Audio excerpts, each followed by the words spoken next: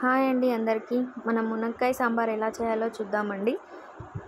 మనం ముందుగా చింతపండు నానబెట్టి పక్కకు పెట్టుకోవాలి. టమాటో, క్యారెట్, పచ్చిమిర్చి, ఆనియన్,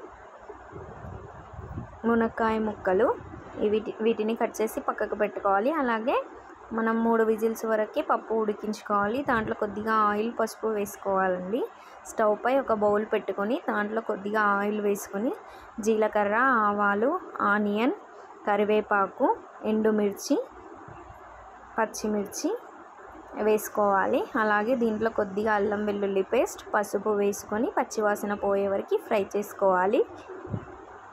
ఇలా ఫ్రై అయ్యాక దీంట్లో మనం ముందుగా కట్ చేసి పెట్టుకున్న క్యారెట్, మునక్కాయ ముక్కలు, టమాటోలు వేసుకోవాలి. వీటిని ఒక 15 నిమిషాల వరకు మగ్గనిచ్చుకోవాలి.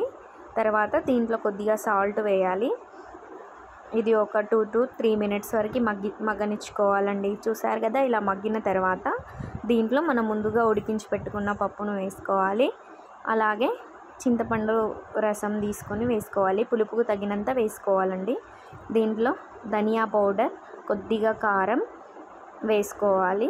సరిపడినంత సాల్ట్ కూడా వేసుకోవాలండి. మళ్ళీ మీరు ఎలా తింటారో అలా వేసుకోవాలి. అలాగే కొద్దిగా సాంబార్ పౌడర్, బెల్లం వేసుకొని కలుపుకోవాలి. ఇలా మరిగిన తర్వాత దీంట్లో కొద్దిగా కొత్తిమీర వేసి దించేసుకుంటే సరిపోతుందండి. చాలా టేస్టీగా ఉంటుంది.